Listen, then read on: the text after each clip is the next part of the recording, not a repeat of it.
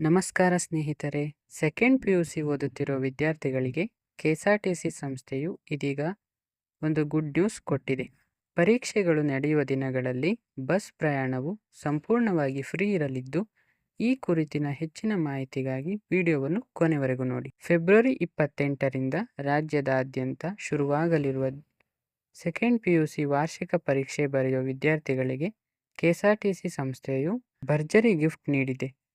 ಪರೀಕ್ಷಾ ಸಮಯದಲ್ಲಿ ವಿದ್ಯಾರ್ಥಿಗಳು ತಮ್ಮ ವಾಸಸ್ಥಳದಿಂದ ಪರೀಕ್ಷಾ ಕೇಂದ್ರಗಳವರೆಗೆ ಯಾವುದೇ ಶುಲ್ಕವಿಲ್ಲದೆ ಪ್ರಯಾಣಿಸಬಹುದು ಎಂದು ನಿಗಮವು ತಿಳಿಸಿದೆ. ಹಾಗಾದರೆ ಈ ವಿಶೇಷ ಸೌಲಭ್ಯ ಯಾರಿಗೆಲ್ಲ ಅನ್ವಯವಾಗುತ್ತದೆ ಎಂಬುದನ್ನು ನೋಡುವುದಾದರೆ, ಇಡೀ ರಾಜ್ಯದಲ್ಲಿ ಸೆಕೆಂಡ್ PUC ಪರೀಕ್ಷೆ ಎದುರಿಸಲಿರುವ ಸುಮಾರು 5.3 ಲಕ್ಷಕ್ಕೂ ಅಧಿಕ ವಿದ್ಯಾರ್ಥಿಗಳು ಈ ಯೋಜನೆಯ ಲಾಭ ಪಡೆಯಲಿದ್ದಾರೆ.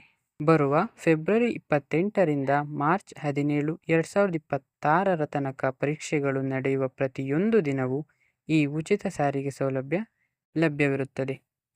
ವಿದ್ಯಾರ್ಥಿಗಳು ಈ ಸೌಲಭ್ಯಕ್ಕಾಗಿ ಯಾವುದೇ ರೀತಿಯ ವಿಶೇಷ ಬಸ್ ಪಾಸ್ ಹೊಂದುವ ಅವಶ್ಯಕತೆ ಇರುವುದಿಲ್ಲ. ಬಸ್ ಕಂಡಕ್ಟರ್ಗಳಿಗೆ ನಿಮ್ಮ ಹಾಲ್ ಟಿಕೆಟ್ ತೋರಿಸಿದರೆ ಸಾಕು. ಮುಖ್ಯವಾಗಿ KSRTC, BMTC, ವಾಯುವ್ಯ ಮತ್ತು ಕಲ್ಯಾಣ ಕರ್ನಾಟಕ ಸಾರಿಗೆಯ ಎಲ್ಲ ಬಸ್ಗಳಲ್ಲಿಯೂ ಈ ಅವಕಾಶ ಕಲ್ಪಿಸಲಾಗಿದೆ. ಆದುದರಿಂದ ಪರೀಕ್ಷಾ ಕೇಂದ್ರಕ್ಕೆ ಹೋಗುವಾಗ ಮತ್ತು ವಾಪಸ್ ಬರುವಾಗ ನೀವು ಹಾಲ್ ಟಿಕೆಟ್ ಅನ್ನು ಮರೆಯದೆ ಜೊತೆಯಲ್ಲಿಟ್ಟುಕೊಳ್ಳಿ.